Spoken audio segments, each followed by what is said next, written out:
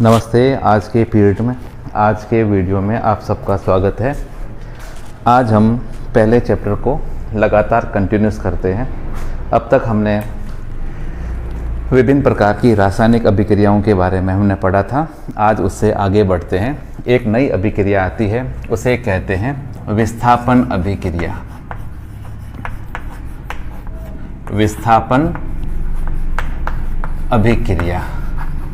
अब विस्थापन अभिक्रिया क्या है, इसके लिए एक छोटा सा अगर हम एक्सपेरिमेंट करना चाहें तो एक परख नली लेते हैं।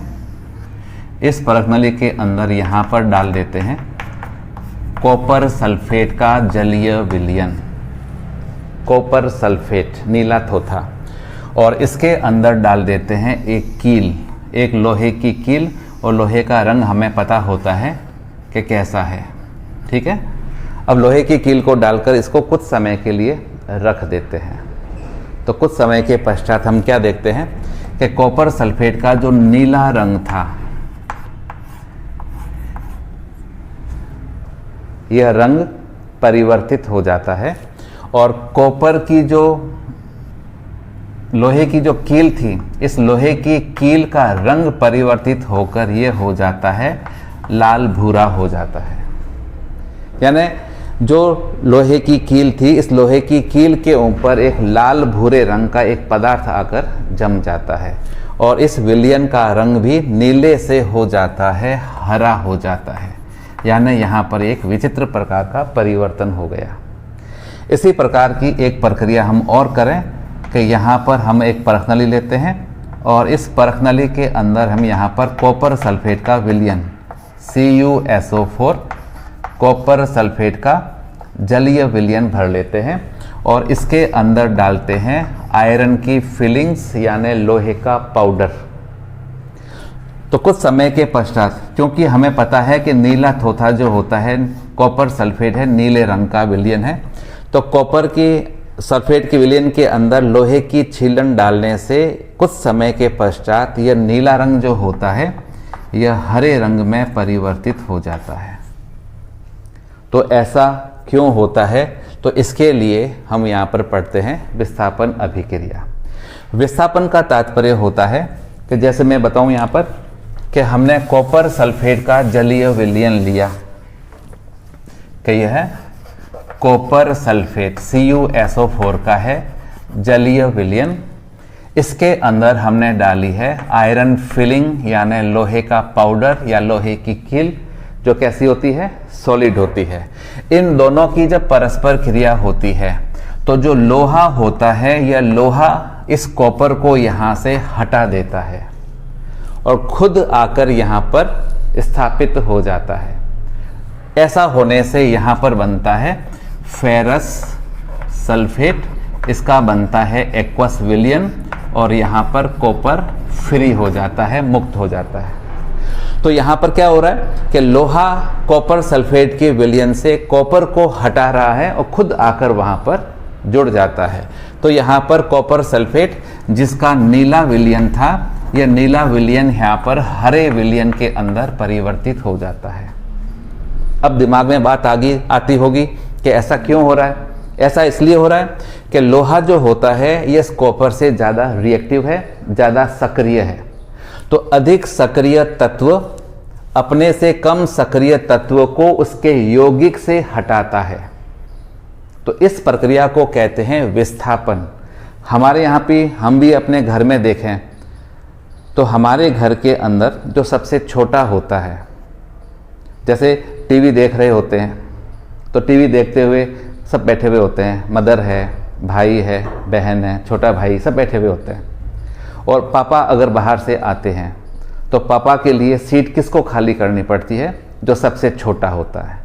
उसी प्रकार से यहाँ पर अधिक सक्रिय तत्व अपने से कम सक्रिय तत्वों को उसके यौगिक के जलीय विलयन से हटाकर खुद यहाँ पर स्थापित हो जाता है। तो इसको कहा जाता है विस्थापन अभिक्रिया। विस्थापन यानी हटाना, उसको हटाकर खुद आकर बैठ जाना, इसको कहते हैं विस्थापन। और इस विस्थापन अभिक्रिया के और उदाहरण लें तो जैसे जस्ता है, इस दस्ते को हमने कॉपर सल्फेट के विलयन में डाला है। ये है एक्यू, ये है सॉलिड। तो जस्ता भी कॉपर से ज़्यादा सक्रिय है, तो ज़्यादा सक्रिय होने से क्या होगा कि ये इसको यहाँ से हटा देगा। तो यहाँ पर बनता है ZnSO4, इसका जलीय विलयन, और बनता है यहाँ पर कॉपर। अधिक सक्रिय तत्व का अपने से कम सक्रिय तत्वों को उसके यौगिक से, ये याद रखना है कि उसके यौगिक से हटाकर स्वयं स्थापित हो जाना।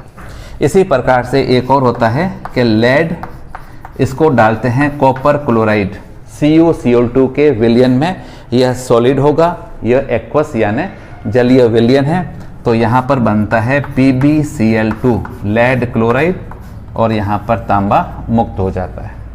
तो इन सारी अभिक्रियाओं में हमने देखा कि अधिक सक्रिय तत्व अपने से कम सक्रिय तत्व को वहाँ से यानी उसके यौगिक से हटाता है।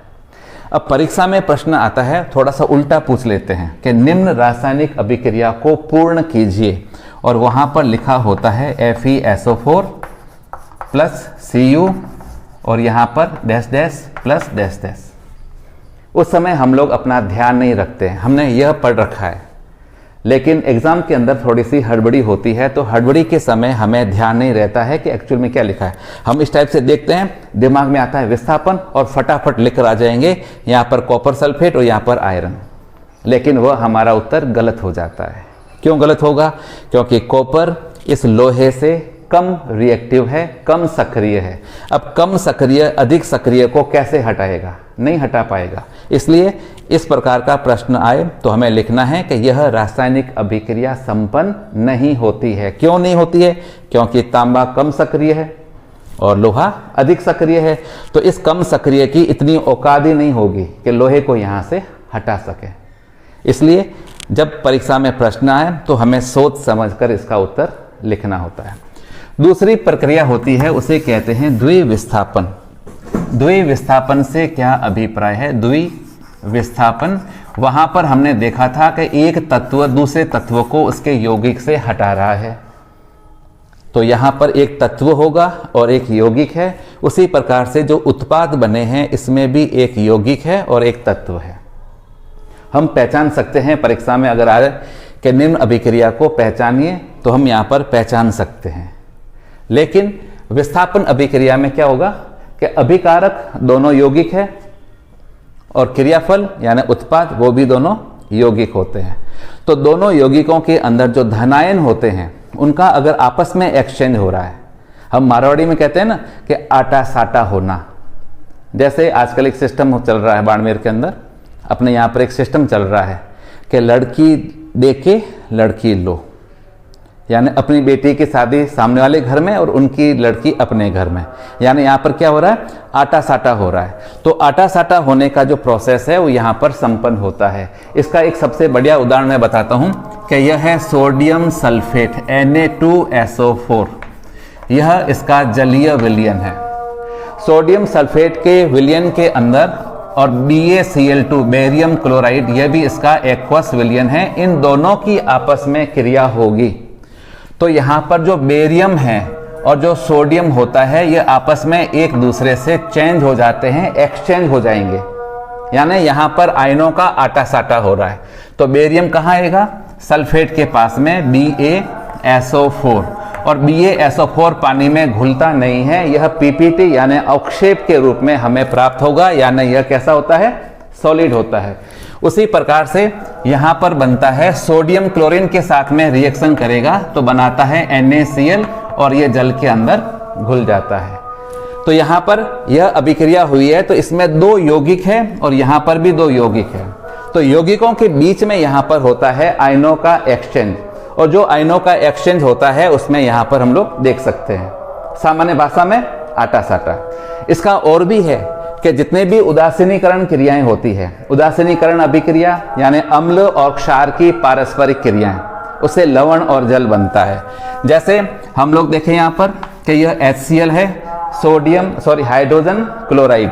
यह हाइड्रोजन क्लोराइड जब NaOH सोडियम हाइड्रोक्साइड के साथ में रिएक्शन करेगा, यह है AQ, यह है जलीय विलयन। अब यहाँ पर क्या होगा कि सोडियम हाइड्रोजन को हटाएगा और हाइड्रोजन सोडियम को आपस में एक्सचेंज हो जाएगा।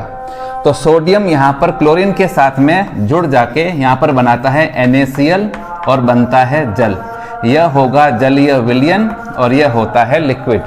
तो नमक जो बना है इसी है अम्ल और क्षार का प्रोडक्ट होता है। हम कहते हैं कि अम्ल और क्षार की पारस्परिक क्रिया से लवण और जल बनता है। तो यह है सोडियम क्लोराइड और सोडियम क्लोराइड वास्तव में क्या है, लवण है और यहाँ पर जल बनता है। जब भी लवण का निर्माण होता है तो लवण का जो धनायन होता है वह क्षार से प्राप्त होगा और इसका जो ऋणायन होता है वो हमें अम्ल से प्राप्त होता है। और हम जानते हैं कि अम्ल किसे कहते हैं, जो जलीय विलयन में हाइड्रोजन आयन या हाइड्रोनियम आयन देता है उसे हम कहते हैं अम्ल। तो अम्ल ने यहाँ पर अपना हाइड्रोजन आयन दिया और क्षार ने OH आयन, ये दोनों मिलकर यहाँ पर जल बना देते हैं। तो यहाँ पर लवण और जल बनते हैं। तो विस्थापन और द्विविस्थापन अभिक्रिया में अंतर है। कैसे पहचानेंगे कि विस्थापन कौन सा होगा, कि एक यौगिक और एक तत्व, और यहां पर भी बनने वालों में एक यौगिक एक तत्व होगा तो है विस्थापन अभिक्रिया। और अगर दोनों यौगिक है और बनने वाले नए पदार्थों में दोनों यौगिक होंगे तो इसे हम कहते हैं द्विविस्थापन। यानी यहां पर दो आयनों का, दो मूलकों का, दो तत्वों का आपस में एक्सचेंज हुआ है। इसके बाद में एक नई अभिक्रिया है, उसे हम कहते हैं ऑक्सीकरण अपचयन अभिक्रियाएं। ऑक्सीकरण को हम लोग कहते हैं उपचयन भी कहते हैं। ऑक्सीकरण उपचयन अभिक्रियाएं। तो पहला हम पढ़ते हैं उपचयन किसे कहते हैं। हालांकि उपचयन यानी ऑक्सीकरण के बारे में बहुत ज़्यादा बातें हम लोग हायर क्लासेज में पढ़ेंगे। यहाँ पर हम सिर्फ सिंपल फॉर्म में बिल्कुल सरल तरीके से ऑक्सीकरण क्रिया को पढ़ने का प्रयास करेंगे। सामान्य परिभाषा में कहा जाता है कि ऐसी रासायनिक अभिक्रियाएं जिसमें किसी तत्व या यौगिक के साथ ऑक्सीजन जुड़ती है। ऑक्सीजन का जुड़ना, किसी भी तत्व या यौगिक के साथ में अगर ऑक्सीजन जुड़ती है तो इसे कहा जाएगा उपचयन यानी ऑक्सीकरण। वैसे इसकी और भी परिभाषाएं होती है कि ऐसी रासायनिक अभिक्रियाएं जिसमें किसी तत्व या यौगिक के साथ में ऑक्सीजन जुड़े या हाइड्रोजन हटे या उसके धनीय भाग में कमी हो और उसके ऋणीय भाग में वृद्धि होती है या वह इलेक्ट्रॉन को त्यागता है, तो इसे हम इलेक्ट्रॉन को त्यागना, इलेक्ट्रॉन के त्यागने से वो धनायन बनेगा, यानी उसका क्या होगा, ऑक्सीकरण होता है। अब एक छोटा सा उदाहरण है कि कार्बन है, इस कार्बन को हमने जलाया तो कार्बन के जलने से यहां पर बनती है कार्बन डाइऑक्साइड गैस। यहां पर कार्बन अकेला है, यहां पर कार्बन के साथ में ऑक्सीजन गैस जुड़ गई है। हम लोग कहेंगे कि कार्बन का कार्बन डाइऑक्साइड में ऑक्सीकरण यानी उपचयन होता है। तो यह इसकी एक सरल परिभाषा हो जाती है। कार्बन का कार्बन डाइऑक्साइड में बदलना, तो कार्बन का ऑक्सीकरण हुआ, किस में, कार्बन डाइऑक्साइड में। उसी प्रकार से एक प्रयोग करते हैं कि जो कॉपर यानी तांबे की जो छीलन होती है, इस तांबे की छीलन को क्रूसिबल में लेकर इसे जब गर्म करते हैं तो कुछ समय के पश्चात हम क्या देखते हैं कि ये कॉपर की जो रेड कलर या रेड ब्राउन कलर का जो कलर होता है वो चेंज होकर ये काले कलर में परिवर्तित हो जाता है। क्यों होता है, क्योंकि कॉपर ऑक्सीजन के साथ में क्रिया करेगा, इसको हीट करना पड़ता है, गर्म करना पड़ेगा, तो बनता है कॉपर ऑक्साइड।